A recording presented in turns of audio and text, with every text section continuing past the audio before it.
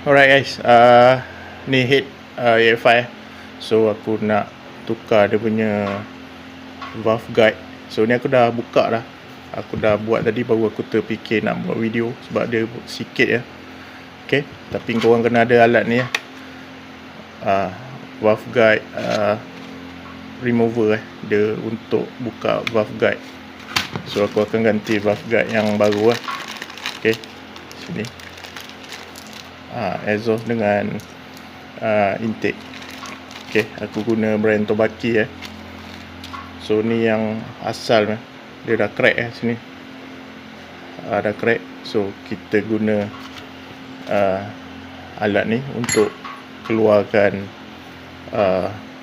valve guide So ni tinggal sebelah ni aku dah buka.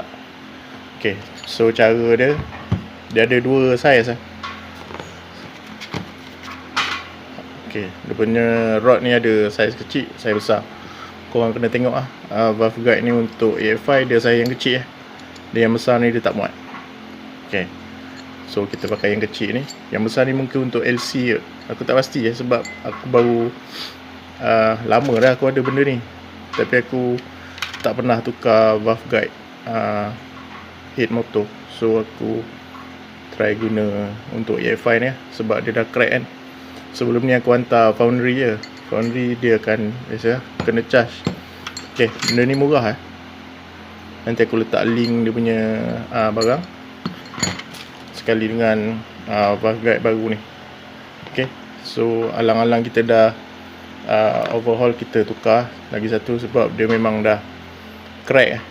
So cara dia, valve guide ni dia masuk daripada atas akan pergi ke ruang bakar ni. Okay, so jangan masuk terbalik. Kita akan ketuk daripada bawah. Okay, so masukkan je sebab dia akan ngam-ngam untuk lubang valve guide. Kemudian saiz ni dia akan masuk betul-betul untuk lubang valve guide. Dia akan ngam masuk. Okay, so simple ya benda ni. Dia masuk, kemudian ketuk. Okay,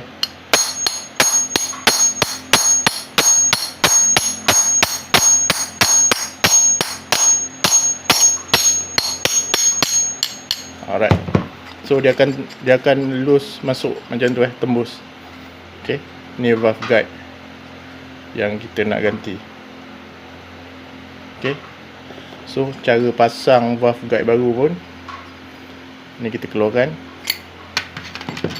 Valve guide baru kita akan masuk daripada depan Okay, masuk daripada depan. Still kita guna tools ni.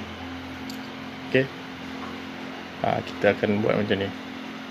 Dia akan masuk daripada sini ke dalam Okay, lepas tu kita ketuk Tapi ni aku tak tunjuk sebab aku nak bersihkan dulu semua ni. Nanti video jadi panjang. Okay, so pastikan o-ring dia ada o-ring Kita tak nak bocor kat sini. Okay, so tu je cara dia. Ni aku letak sini sebab ni tak bersih lagi. Head ni memang dah blasting cantik, tapi sebab kita tak buka valve guide, dia kotor kat dalam tu. Aku akan bersihkan dulu. Okay guys, tu je lah video dia. Right, so boleh dapatkan ni tools untuk tukar valve guide. Boleh buat sendiri benda ni, simple Okay, sekian. Jangan lupa subscribe, like dan share. Okay guys, boleh dapatkan barang ni dalam link aku letak nanti dalam video. Alright, sekian. Assalamualaikum, bye bye.